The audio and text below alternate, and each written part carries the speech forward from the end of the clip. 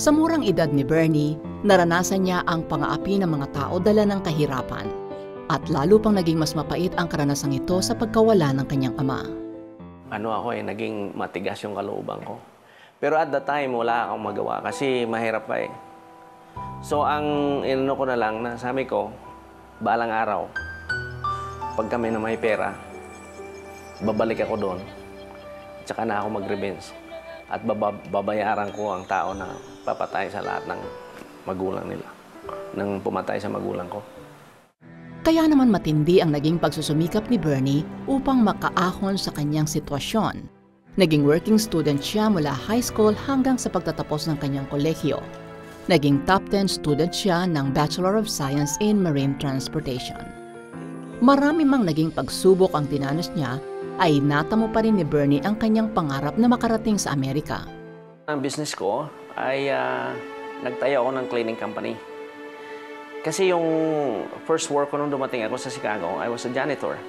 And I put employees, people to employed in my company that these people, they never been experienced to work in their entire life because they get used to a welfare from the government. But I take my time and train them to show them how to do it. And this is American people.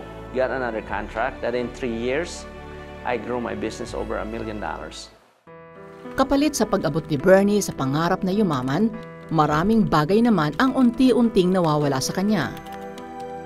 10 taon ako sa Amerika, yung tulog ko 3 oras lang, gabi-gabi. Bagay na walang natirang oras si Bernie para sa pamilya. Pero naman, I was successful in material things. But my family is falling apart. Pero hindi pa rin ako nakikinig. Kasi yung nasa isip ko pa rin, I was building my empire. Isang pangyayari ang gumising kay Bernie sa katotohanan. Pangalan nun ay tinatawag nilang ITP.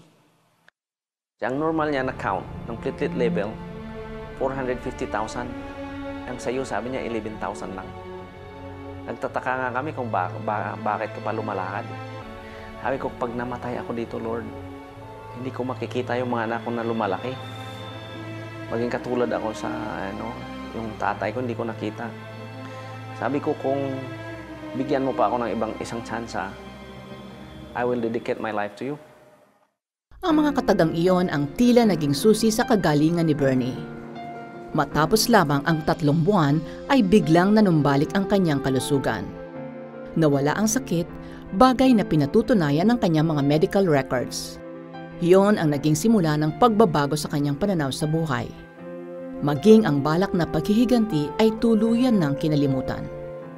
Tinanggap ko na si Lord na bumalik na ako dito para na-relieve eh. Kinuha ng Panginoon yung heart ko na parang bato.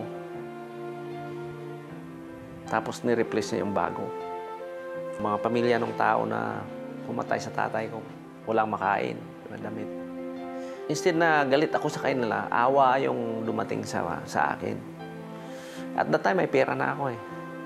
Pinagbili ko sila ng bigas. Pinabigay ko sa kanila.